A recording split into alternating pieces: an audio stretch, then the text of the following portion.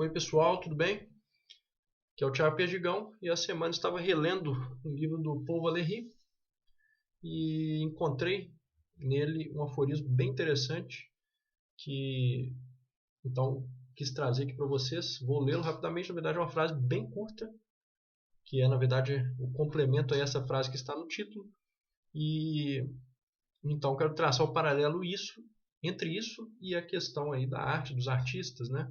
Daqueles que são considerados artistas de gênio, né? E daí em diante. Então, o Paul Valéry nos escreve o seguinte aqui, nesta obra dele, chamada Maus Pensamentos e Outros.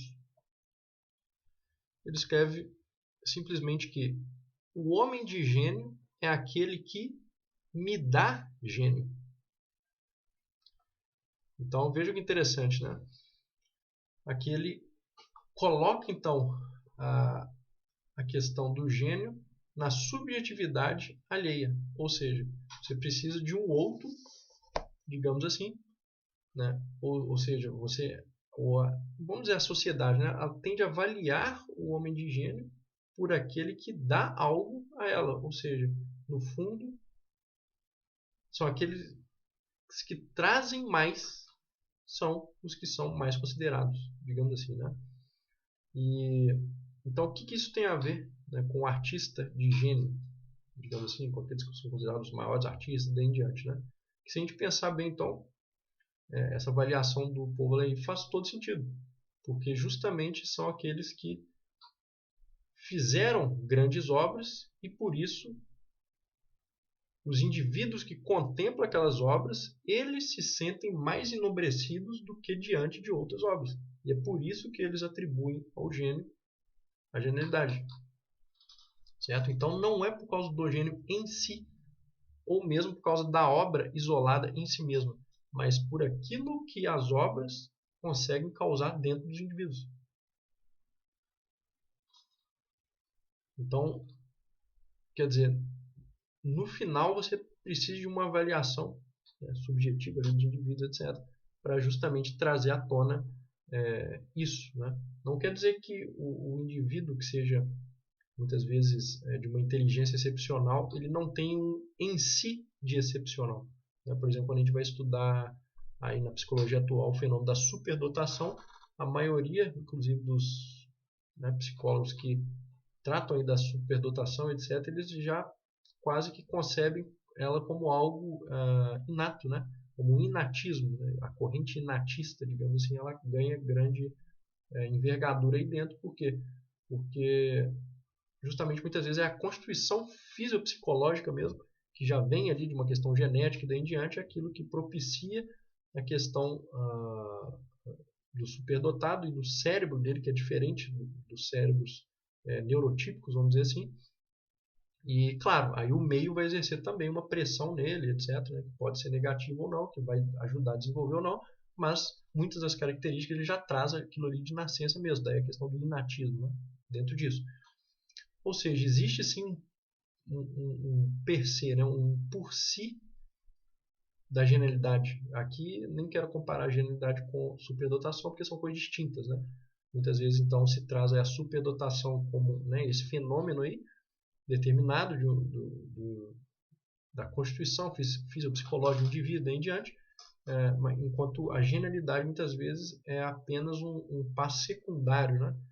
Os psicólogos eles tratam assim. Então, quer dizer, nem sempre um superdotado vai ser um gênio. Por quê? Porque se ele não produzir com a sua superdotação grandes obras, etc., que tem um valor aí universal e tal, ele não vai ser considerado um gênio. Né?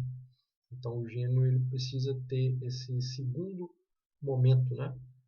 Que não é caracterizado só por uma superdotação e daí em diante. Por que eu estou falando isso? Justamente porque, então, existe sim, né, dentro do indivíduo o caráter ali que o torna distinto por ser aquilo que ele é, né, independentemente de uma avaliação meramente subjetiva dos outros sobre ele. Né? Porque, por exemplo, o cérebro superdotado não vai ser diferente, ele não vai se tornar um neurotipo porque alguém não fez uma avaliação subjetiva daquilo. Ele vai continuar com um cérebro diferente, certo? Porque é algo físico mesmo. No entanto, a avaliação da genialidade Não, necessariamente. Por quê? Justamente porque você precisa da produção de determinadas obras, mas de uma avaliação, digamos assim, e da comparação, né? Porque você precisa pôr aquilo em perspectiva, no sentido de que você tem determinar das quantidades de produções dentro de uma época, e você só vai realmente conceber quem que são os maiores gênios, né? Vamos usar esse termo mesmo, na falta de outro melhor, ao comparar toda aquela produção, né, de uma determinada época. Aí você pode dizer, não, esse aqui fez aquilo que, enfim, tem um valor maior por causa disso, disso, disso, disso, disso. Tá? Então você vai precisar de outras subjetividades fazendo essas associações, essas comparações, etc., para então elencar determinadas coisas e distinguir aí dentro, né? Quase como que se criasse uma espécie de hierarquia, né? A partir das produções. Claro que essa hierarquia pode mudar, outras pessoas podem vir e pensar outra coisa. E, né, claro, vai ser sempre uma guerra, né? Quem são os maiores gênios daquela época ali? Né? É uma coisa que, que, que é distinta, né? Não tem uma resposta absoluta para isso, claro que não. Mas por que não? Justamente porque o homem de gênio é aquele que me dá gênio. Então, se outra pessoa chega ali e acha que aquilo ali não lhe traz esse enobrecimento, não vai lhe dar gênio, né, nas palavras aqui do Paul Valéry, essa pessoa não vai julgar aquele como um gênio. Então, isso também mostra como que nos mostra, né, a razão do desprezo a determinados gênios ou a vários gênios, né, justamente porque muitas vezes a pessoa em si, o indivíduo, não consegue avaliar aquilo ali a ponto de que, nas palavras do Paul Valéry, aquele gênio lhe dê gênio, ou seja, aquele gênio lhe traga algo de positivo no sentido intelectual e daí em diante. Porque a pessoa muitas vezes ela precisa, né, de uma determinada bagagem para entender determinada obra e daí em diante, né? Então aquilo ali pode lhe ser indiferente, certo? Então aquela pessoa pode não ser um gênio, pode não ser nada para aquela pessoa se ela não justamente fazer esta ponte aqui, não ser capaz de fazer isso, ou seja,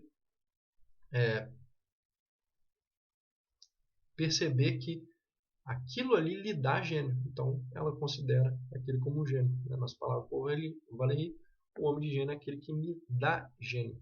E também isso ainda traz um sentido também egoísta, né, para a coisa.